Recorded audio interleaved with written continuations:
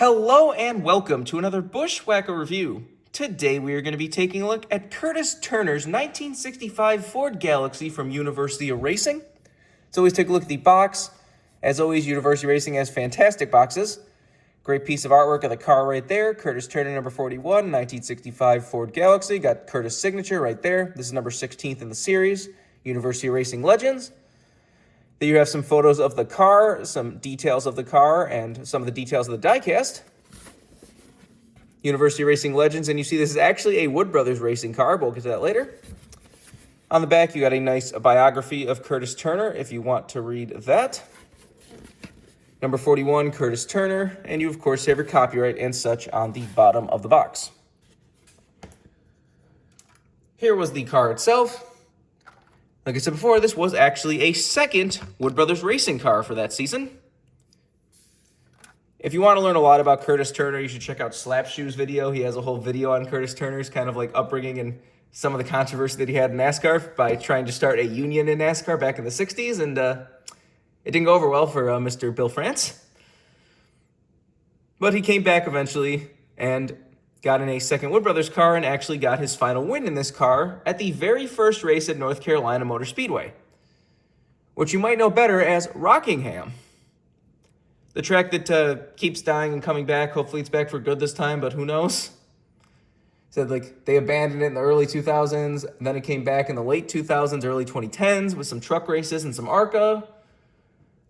Then it died again. Then they just revived it again, where they've had, last year and next year will be here, or I guess now it's just 2024 and 2025. It's on the schedule in Xfinity and trucks.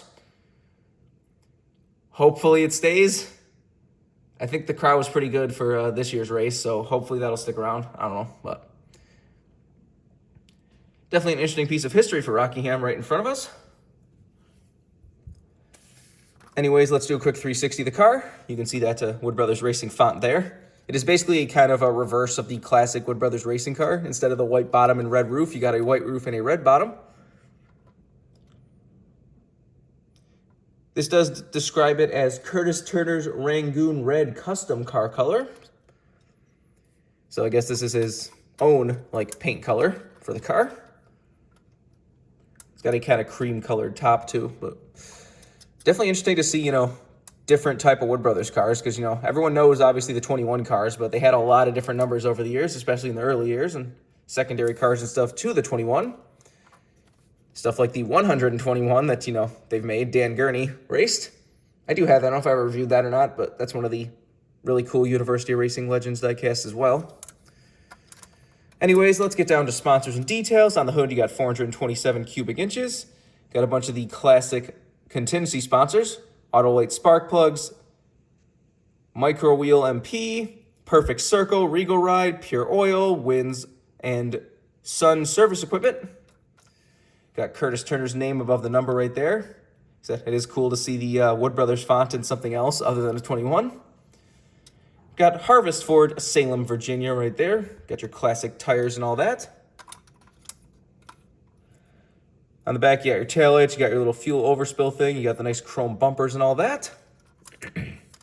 Same stuff down the other side as usual. Let's take a look under the hood. Got that fantastic University of Racing detail right there.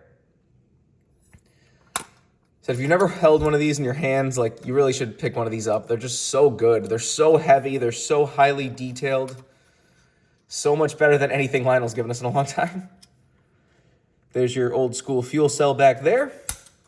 Obviously, no roof flaps. This is, what was this, good 30, 40 years before roof flaps were invented. Same thing with, as you can see, no window net back then either. You can see the detail inside there. See the wheels do actually still turn the steering wheel. I don't think the current Cup cars do that anymore, but I don't know. There's the underside of the car if you want to see that. Does once again have the nice kind of burnt exhaust pieces. You can see the Wood Brothers Racing logo on the bottom if you forget that it's a Wood Brothers car. Just a fantastic looking car. Like I said, it's really cool to get a kind of reverse of the classic Wood Brothers design like this. And always good to get some Curtis Turner diecast in the collection. He doesn't really have many diecast. I think I have both of them actually in 1/24 scale, because I have that more pink than purple Napa 50th anniversary car, or like the NASCAR 50th anniversary Napa collection. I think I reviewed that like a couple months ago, where it's like that pink 99 car. That's the real car seems to be more of a lilac, but whatever. And then this. So as far as I can tell, those are the only two Curtis Turner diecast. That's kind of funny. But if you want this car, it is not hard to get. This is one of the more easy Wood Brothers Racing University of Racing cars to get. Like I said last time, the University of Racing cars are weird because it's like half of them are like really valuable and rare now, and then the other half of them are still like retail price, but they're around. Like this is one of the cars you can probably get right off of University of Racing's website or from Circle B Diecast right now.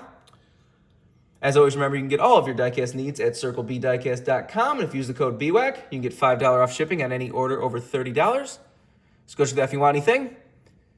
But I think that's pretty much all there is to say. This has been a review of Curtis Turner's Harvest Ford Galaxie from 1965. Hope you enjoyed it. Thanks for watching.